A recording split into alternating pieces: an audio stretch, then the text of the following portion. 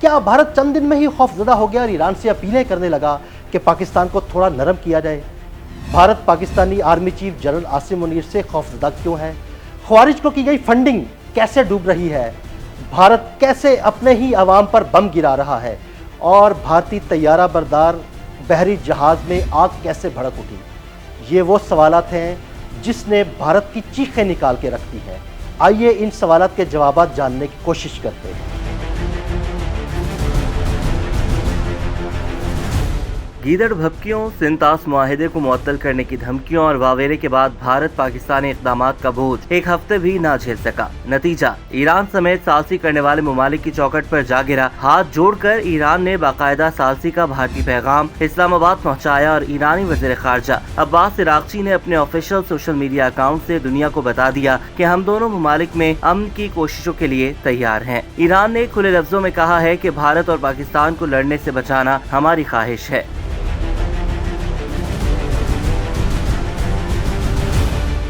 अब जरा सोचिए कि पाकिस्तानी सियासी और अस्करी क़यादत का जवाब क्या होगा। Army chief general Asim Munir ने वाज़ेह और करख्त अंदाज में सालसी के ख्वाहिशमंदों को कह दिया है कि भारत ने ये खेल खुद शुरू किया है, अब पहले माफी मांगे तभी कोई बात होगी। सिपह सालार की हिकमत अमली वाज़ेह है, भारत को कुछ दिन और दहकते अंगारों पर नंगे पांव नचाया जाए ताकि वो आइंदा ऐसी हमाकत से पहले 100 बार नहीं 200 बार सोचे।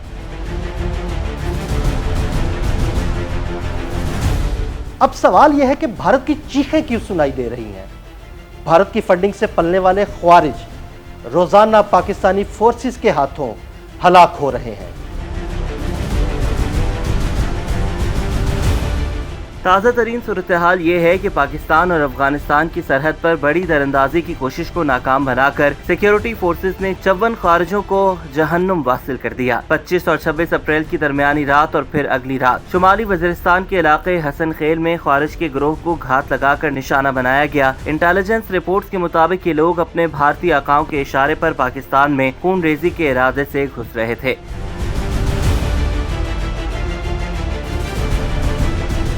एक तरफ ख्वारिज हलाक हो रहे हैं तो दूसरी तरफ भारतीय फिजाइया और बहरिया का ड्रामा भी शुरू हो गया है।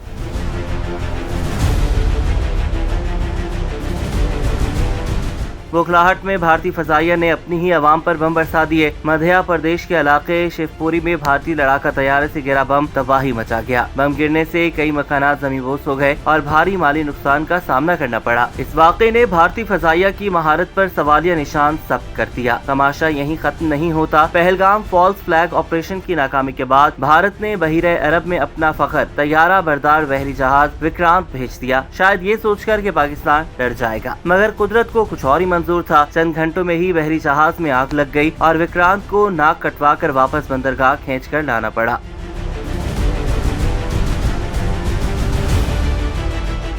रही सही कसर भारत के साबिक जनरल्स ने पूरी कर दी है।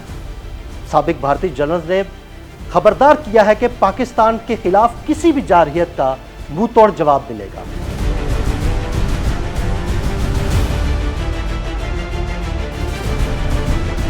साबिक लेफ्टिनेंट जनरल एच.एस. पनाग ने मोदी सरकार को खरी खरी सुना दी और खबरदार किया कि जंग छेड़ने की हिमाकत ना करना। पाकिस्तान जोहरी ताकत है, तुम्हारी चढ़ाई ख्वाब ख्याल से ज्यादा कुछ नहीं, लेकिन पाकिस्तान तुम्हारी ईंट से ईंट बजा देगा। अपने आर्टिकल में एच.एस. पनाग ने मोदी हुकूमत को आईना दिखाया कि भारत के पास न टेक्नोलॉजी की बढ़तरी है, न मिसाइलों का भरोसा, न ड्रोन्स का कमाल और न ही बहरिया और फजाइया का दमखम। जज्बात में बहकर कोई गलत कदम उठाया तो नुकसान भारत का ही होगा।